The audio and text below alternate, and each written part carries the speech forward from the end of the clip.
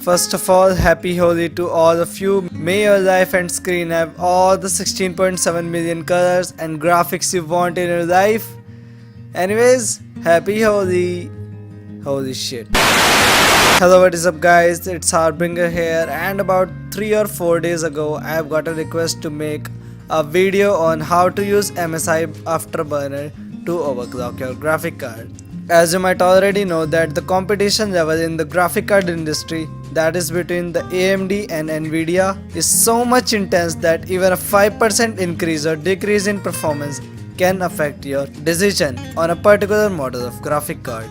So why to compromise with the given stock speeds of our graphic card when we overclock it? So if you wanna know how to overclock your graphic card using the MSI Afterburner, be with me and I'll tell you everything you can do with the MSI Afterburner. So let's get started.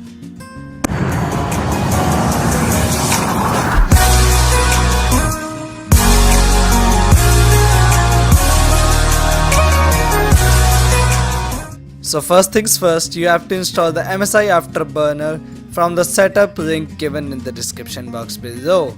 Anyways, here's the MSI Afterburner app itself after installing, and I am starting it. Here it's the app itself, where this is the core clock and this is the memory clock, which you can see, and this one is the temperature of your GPU. That means graphic card. This is the power limit, that means how much power it can use, and this is the GPU temperature limit, that means how much temperature it can get up to. This is the overclock of the cores, that means your CUDA cores or streamliner processors or whatever, and this one is the memory speed overclock. We can get to settings by this, and this page is not for me. Here we have the monitoring options. Here you can display all the things you want with your MSI Afterburner.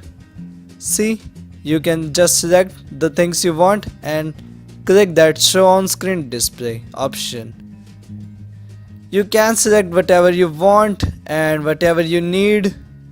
That simply depends on you. After doing all this, you can toggle up your screen display, which is none of my concern. Here you can do a screenshot or maybe a screen capture, both are the same things. None of this is my business either, and you can use anything in it, like a F12 button here I have used. So now here we have the video capture options, where you can record your gameplay and share it with your friends. There is file format and other stuff you can play with, like full frame quality, frame size, frame rate buffer, frame rate limit, whatever. Usually I don't use this for video recording. I use shadow play or DX story, but here it is. Nothing else. Okay.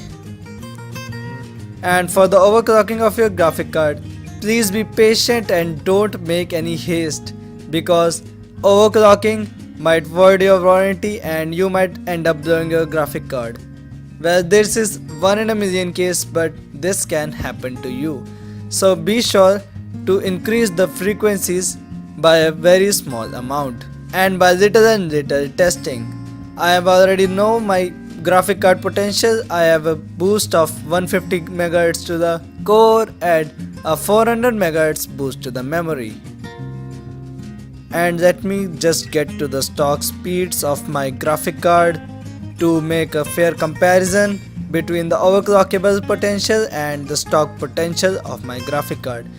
Here I am using the GTX 960 with the i3-4160 processor, which is clocked at 3.6 GHz along with 8 GB of 1600 MHz RAM. And to activate the on-screen display, you have to type Riva, yes, right there, and open it. And here you have to make settings like this right there. You can see that. Okay, after making so much settings on this, you can minimize both of the softwares, and let's see what we can do.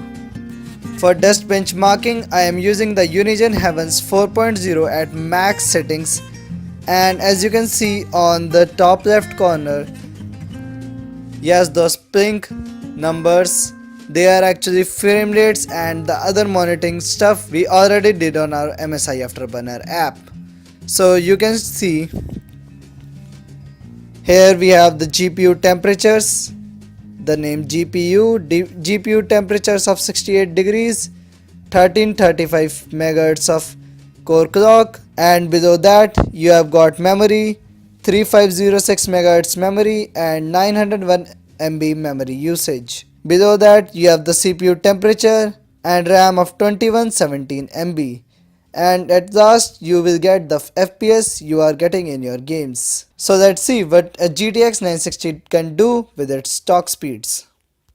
Get a track of these numbers because these are very important in our test benchmark. These are FPS and another scores, minimum FPS and maximum FPS as well.